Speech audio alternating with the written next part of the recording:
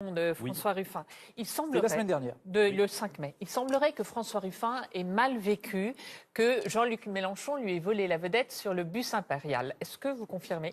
Mais je me demande bien où vous avez trouvé cela, puisque figurez-vous que nous avons des réunions régulières entre nous. Vous n'êtes pas sans savoir que François Ruffin est membre du groupe France Insoumise à l'Assemblée nationale et que toutes les semaines, nous avons des discussions, y compris d'ailleurs les modalités de ce rassemblement ont été discutées bien évidemment. Bah oui, je sais que ça peut peut-être vous déranger et j'ai vu d'ailleurs que sur votre compte Twitter, vous relayez notamment des articles de presse qui disent que le pot-au-feu aurait viré Allègre, mais en l'occurrence, il a viré Allègre. Je ne peux pas dire ça. Pour toutes celles... Non, mais vous avez relayé un article qui le dit.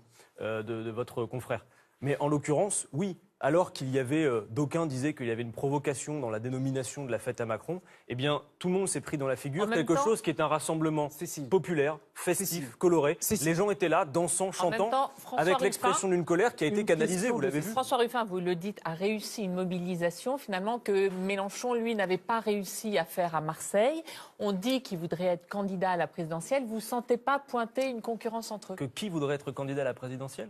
François Ruffin. Ah non, mais là, je pense que vous faites une erreur diagnostique la plus complète. En l'occurrence, ce que vous ne voyez pas, c'est qu'entre nous, il n'y a pas concurrence. Et d'ailleurs, si on élargit même au-delà du mouvement France Insoumise, ce qui a été réussi avec la fête à Macron et les étapes dans lesquelles nous nous situons, c'est un moment où chacun conjugue ses forces et ses manières de faire. Vous voyez, y compris dans ce groupe, qui est un groupe cohérent, la France Insoumise. Il y a des parcours politiques hétérogènes quand même. Bien évidemment, il y a des parcours politiques divers et c'est une richesse. Ça permet de rassembler. Il y a sans doute des gens que François Ruffin arrive à faire venir, que moi, par exemple, ou d'autres de mon groupe, nous n'arrivions pas. Et c'est bien ça qui est en train de se faire. Il y a en cours un décloisonnement à la fois du mouvement syndical et du mouvement politique. Justement, et on lui donne quelque chose de prochaine étape, c'est le festif. Pour l'instant, on n'a pas eu des mobilisations considérables. La prochaine date, c'est le 26 mai. Qu'est-ce qui vous fait penser, alors que l'étincelle sociale, elle n'a pas encore eu lieu, on n'est pas en mai 68 en ce moment, qu'est-ce qui vous fait penser que ce sera une marée populaire? Il ne s'agit pas pour nous, par ailleurs, vous parlez de mai 68, il ne s'agit pas de faire un revival de mai 68, simplement... Enfin, vous voulez faire une grande convergence des luttes, même si vous n'utilisez pas ce terme? C'est plus que ça, en réalité. Ce que nous voulons faire, c'est fédérer l'opposition populaire, faire l'unité populaire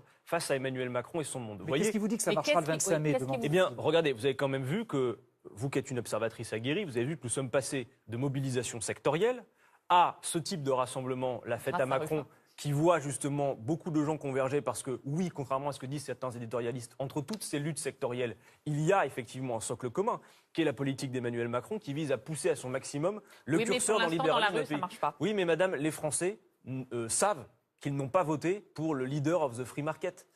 Et donc, en l'occurrence, il n'y a pas d'adhésion populaire pour le programme qui déroule à toute vitesse. Mais ça, je ne le conteste pas, il est légitime. Par contre, vous n'êtes pas sans savoir qu'il n'y a pas une adhésion populaire massive pour son programme, en tout cas, qui consiste à défaire la France Adrien plus vite qu'il ne le paraît. Le temps passe, on va parler de vous.